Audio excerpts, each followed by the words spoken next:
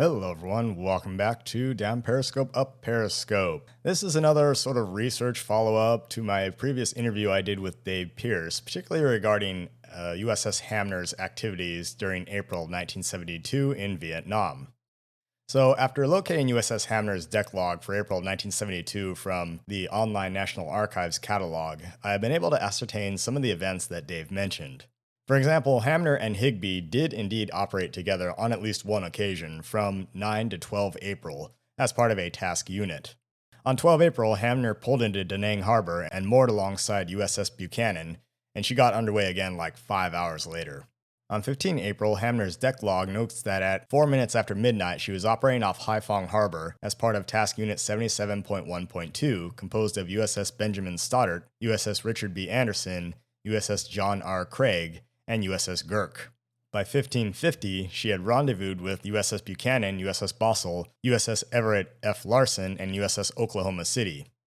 Buchanan was in the lead of the column, followed by Bossel, Larson, Hamner, and Oklahoma City. The column was on a base course of 028, speed 20 knots. The column maneuvered around, and at 22:29, Hamner went to general quarters, set material condition 0 throughout the ship, and commenced firing at 23:05. 7 minutes after midnight the next day, she ceased firing and secured from general quarters, having expended 201 rounds of 5-inch ammunition, composed of 200 anti-aircraft common shells and 1 white phosphorus shell. At 10:59, Hamner continued to conduct naval gunfire support, and at 11:07, the log notes that they spotted a parachute off the starboard bow. They maneuvered around and at 11:15 recovered Commander D.L. Moss, commanding officer of Attack Squadron 94. It notes that he had only sustained some minor bruises for injuries. Hamner ceased firing her guns at 11:19. So this information from the deck log correlates with what happened on that particular day when the ships went into Haiphong Harbor.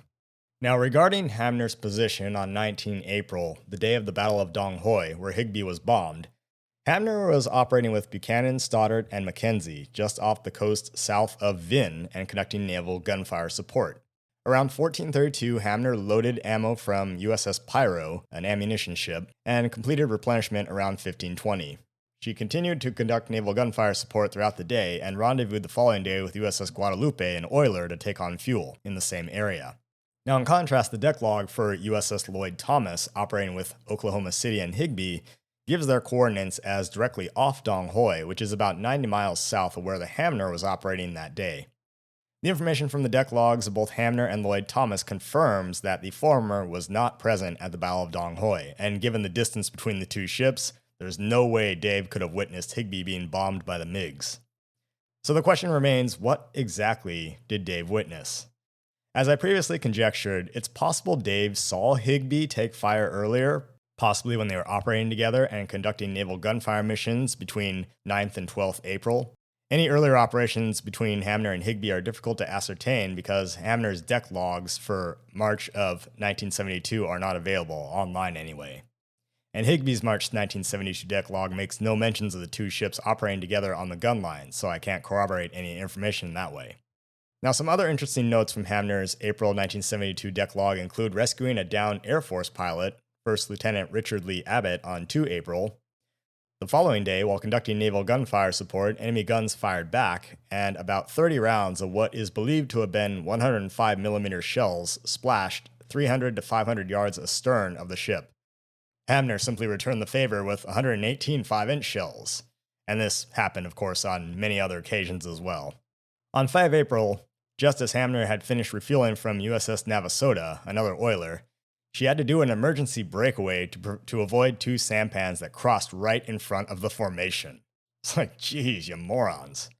On 14 April, Commander E.A. Hamilton relieved Commander R.N. Blackington as the commanding officer of Hamner. On 17 April, 8 minutes after midnight, Hamner fired on a, quote, high-speed surface contact. The log does not mention if they sank this contact. A similar event occurred on 20 April around 21:33.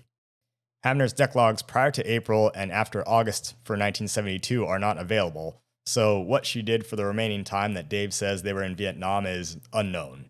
Dave mentions that they first shadowed a North Korean trawler, but I somewhat doubt that that was one of those two surface contacts she engaged on 17 and 20 April respectively.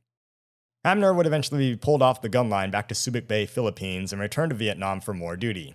In late July, she made a port call in Hong Kong and then returned to Vietnam.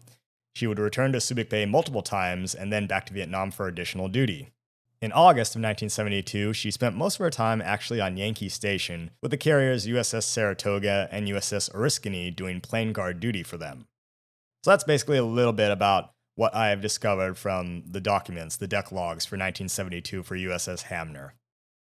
Now, it's important to note that a ship's deck log is not exactly a work of Shakespearean literature. It just gives the bare facts, the date, time, course, speed, and the general activity of the vessel that it was doing at the time. So, at this time, the ship was going this way, going this fast, and doing this. The amount of detail in the log somewhat depends on who wrote the log and what they decided to put in it, but again, deck logs are usually pretty bare bones, so that's really all the information it gives. So this pretty much confirms with these primary sources that, Dave was not actually, and the Hamner, of course, was not actually at the Battle of Dong Hoi, so what he witnessed, we're still not sure. Now again, I don't mean to insinuate that Dave is lying to me, but I do believe he saw something, just what it was, we're not sure. He may very well have seen Higbee take a hit from something. And he may have seen aircraft flying overhead and things like that. So, but yeah, in any case, what he saw was not Higbee's after 5-inch gun getting destroyed by a MiG when it dropped a bomb or anything like that. So, because that definitely only happened once. And then Higbee promptly went straight back to the Philippines for repair, and she was escorted there by Lloyd Thomas. Anyway, that was some interesting information that I found out recently browsing the archives and finding out some more information on the deck logs.